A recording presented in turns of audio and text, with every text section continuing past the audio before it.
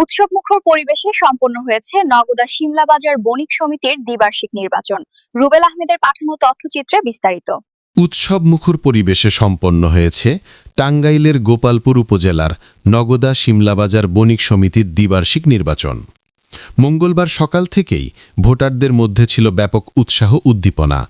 নগদা Shimla union পরিষদ কার্যালয়ে সকাল ৯টা থেকে শুরু হয়ে বিকাল ৩টা পর্যন্ত চলে ভোট গ্রহণ। এবারের নির্বাচনে ১৭টি পদের মধ্যে ১৬টিতে বিনা প্রতিদ্বন্দ্বিতায় নির্বাচিত হন প্রার্থীরা। শুধুমাত্র সাধারণ সম্পাদক পদে হয় ভোটাভুটি। সভাপতি পদে বিনা প্রতিদ্বন্দ্বিতায় নির্বাচিত হয়েছেন মোহাম্মদ জাফর ইকবাল আসাদ খান, আর সাধারণ সম্পাদক পদে ৭২ ভোট পেয়ে বিজয়ী হন মোহাম্মদ শফিকুল ইসলাম শফিক। তার নিকটতম প্রতিদ্বন্দ্বী মোহাম্মদ বাবুল মিয়া পেয়েছেন ৭০ ভোট। ১৪৪ জন ভোটারের মধ্যে একজন মৃত থাকায় ১৪৩ জন ভোট দেন। বৈধ ভোট গোনা হয় ১৪২টি।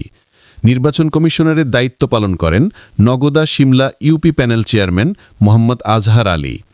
পোলিং অফিসারের দায়িত্বে ছিলেন আইনাল মাস্টার, শাহাদাত মাস্টার ও মুজাফফর মাস্টার।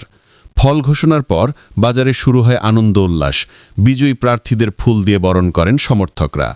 উৎসবমুখর পরিবেশে নির্বাচন শান্তিপূর্ণভাবে সম্পূর্ণ হওয়ায় সন্তোষ প্রকাশ করেছেন এলাকাবাসী।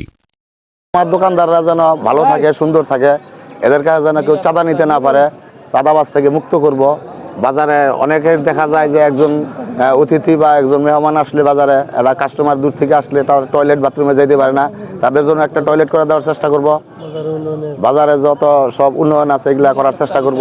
নগদা শিমলা বাজার বণিক সমিতির দ্বিবার্ষিক নির্বাচনে সুন্দর এবং সুষ্ঠু মনোরম পরিবেশে অনুষ্ঠিত হয়েছে। আমাদের ভোট একদম খুব সুন্দর, সুষ্ঠু, নিরপেক্ষ ভোট হচ্ছে। আমি আশা করি যে জয়লাভ করব। দ্বিবার্ষিক শিমলা বাজার বণিক সমিতির নির্বাচন এবং ভোটার যথাযথভাবে উপস্থিত এবং সুস্থ সুন্দরভাবে নির্বাচন হচ্ছে।